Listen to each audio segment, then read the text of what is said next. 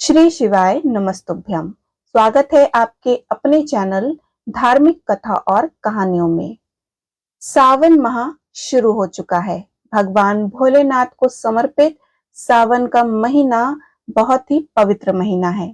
सावन माह का महात्म पढ़ना और सुनना बहुत ही फलदायी माना गया है।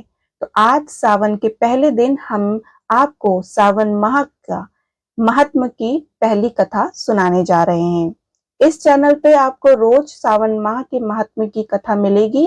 आप उसको जरूर सुने और उसको शेयर करें। तो चलिए शुरू करते हैं सावन माह के महात्म की पहली कथा। सावन माह महात्म पहला अध्याय। सौनक बोले कि हे सूत, हे महाभाग, हे व्यास शिष्य, हे अल्कमस, आपके मुख कमल से अनेक आख्यानों को सुनते हुए हम लोगों की तृप्ति नहीं होती है, अपितु बार बार सुनाने की इच्छा बढ़ती जा रही है। तुला राशि में स्थित सूर्य में कार्तिक मास का महात्मा, मकर राशि में माघ मास का महात्मा और मेष राशि में स्थित सूर्य में वैशाख मास का महात्मा और उसके साथ उन मासों के जो भी धर्म है उन्हें आपने भली भांति कह दिया।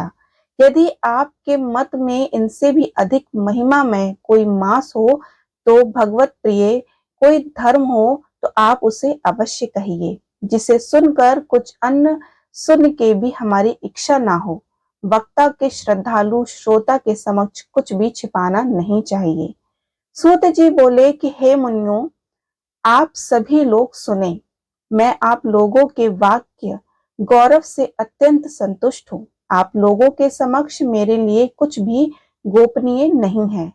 दंभ रहित होना, आस्तिकता, शठता का परित्याग, उत्तम भक्ति, सुनने की इच्छा, विनम्रता, ब्राह्मणों के प्रति भक्ति परायणता, सुशीलता, मन की स्थिरता, पवित्रता, तपस्विता और अनसूया, ये श्रोता के 12 गुण बताए गए हैं। ये सभी आप लोगों में विद्यमान हैं। अतः मैं आप लोगों को प्रसन्न होकर उस तत्व का वर्णन करता हूँ। एक समय प्रतिभाशाली सनत कुमार ने धर्म को जानने की इच्छा से परम भक्ति से युक्त होकर विनम्रता पूर्वक ईश्वर भगवान शिव से पूछा। सनत कुमार बोले, योगियों के द्वारा आराधहीन चरण कमर वाले हे देव, हे महाभाग्य, हमने आपसे अनेक व्रतों तथा बहुत प्रकार के धर्मों का श्रवण किया, फिर भी हम लोगों के मन में सुनने की अभिलाषा है। 12 मासों में जो मास सबसे श्रेष्ठ, आपकी अत्यंत प्रीति कराने वाला, सभी कर्मों की सिद्धि देने वाला हो और अन्य मास में किया गया कर्म यदि इस मास में किया जाए तो वह अनंत फल प्रदान कराने वाला हो, हे देव, उस मास को बताने की कृपा कीजिए। साथ ही लोकानुग्रह की कामना से उस मास के सभी धर्मों का भी वर्णन कीजिए। ईश्वर बोले, हे सनत कुमार, मैं अत्यंत गोपनीय भी आपको बताऊंगा। हे सुव्रत, हे विधिनंदन, मैं आपकी शिक्षा तथा भक्ति से प्रसन्न हूँ।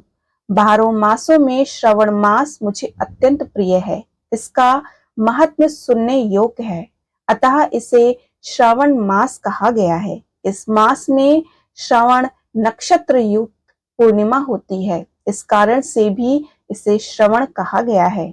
इसके महत्व के श्रवण मात्र से यह सिद्धि प्रदान करने वाला है, इसलिए भी यह श्रवण संज्ञा वाला है। निर्मलता गुण के कारण यह आकाश से सदृश है, इसलिए नभा कहा गया है।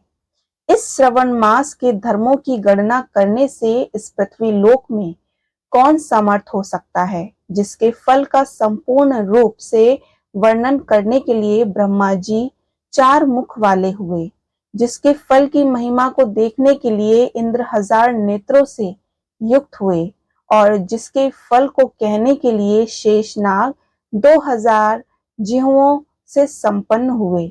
अधिक कहने से क्या प्रयोजन, इसके महात्म को देखने और कहने में कोई भी सामर्थ नहीं है। हे मुनि, अन्य मास इसकी एक कला को भी नहीं प्राप्त होते हैं। यह सभी व्रतों तथा धर्मों से युक्त है। इस महीने में एक भी दिन ऐसा नहीं है जो व्रत से रहित दिखाई देता हो। इस माह में प्रायः सभी तिथियां व्रत युक्त हैं।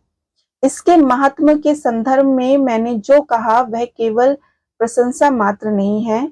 आर्तो जिज्ञासुओं, भक्तों, अर्थ की कामना करने वाले, मोक्ष की अभिलाषा रखने वाले और अपने अपने अभिष्टों की आकांक्षा रखने वाले चारों प्रकार के लोगों, ब्रह्मचार्य, गृहस्थ, वानप्रस्थ, संन्यास आश्रम वाले को ये श्रावण मास को व्रतानुष्ठान करना चाहिए। सनत कुमार बोले कि हे भगवान, हे सतम, आपने जो कहा कि इस मास से सभी दिन एवं तिथियां व्रत रहित नहीं हैं, तो आप उन्हें मुझे बताएं कि किस तिथि में और किस दिन में कौन सा व्रत होता है, उस व्रत का अधिकारी कौन है, उस व्रत का फल क्या है, किस किसने उस व्रत को किया, उसके उद्यापन की विधि क्या है, प्रधान पूजा कहाँ हो और जागरण करने की क्या विधि है, उसका देवता कौन है और उस देवता की पूजा कहाँ होनी चाहिए, पूजन सामग्री क्या क्या होनी चाहिए और किस व्रत का कौन सा समय होना चाहिए। हे प्रभु, यह सब आप मुझे बताइए। यह मास आपको प्रिय क्यों है, किस कारण यह पवित्र है, इस मास में भगवान का कौन सा अवतार हुआ, यह सभी मासों से श्रेष्ठ कैसे हुआ और इस मास में कौन कौन धर्म अनुष्ठान के योग है। हे प्रभु, यह बात बताएं। आपके समक्ष मुझे अज्ञानी का प्रश्न करने में कितना ज्ञान हो सकता है, अतः आप संपूर्ण रूप से बताएं। हे कृपालु, मेरे पूछने के अतिरिक्त भी जो शेष रह गया हो उसे भी लोगों के उद्धार के लिए कृपया करके बताएं।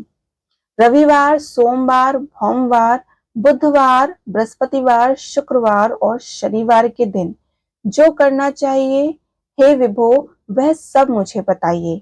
आप सबके आदि में अभिभूत हुए हैं, अतः आपको आदि देव कहा गया है। जैसे एक विधि बाधा से अन्य की विधि बाधा होती है, वैसे ही अन्य देवताओं के अल्प देव तत्व के कारण आपको महादेव माना गया है। तीनों देवताओं के निवास स्थान पीपल वृक्ष के सबसे ऊपर आपकी स्थिति है। कल्याण रूप होने के कारण आप शिव हैं और पाप समूह के हरने के कारण आप हर हैं। आपके आदि देव होने से आपका शुक्ल वर्ण प्रमाण है, क्योंकि प्रकृति में शुक्ल वर्ण ही प्रधान है। अन्य वर्ण विकृत हैं, आप कर्पूर के समान गौर वर्ण के हैं, अतः आप आदि देव हैं। गणपति के अधिष्ठान रूप 4 दल वाले मूलाधार नामक चक्र से, ब्रह्मा जी के अधिष्ठान रूप 6 दल वाले स्वाधिष्ठान नामक चक्र से और विष्णु के अधिष्ठान रूप 10 दल वाले मणिपुर नामक चक्र से भी ऊपर आपके अधिष्ठित होने के कारण आप ब्रह्मा तथा विष्णु के ऊपर स्थित हैं।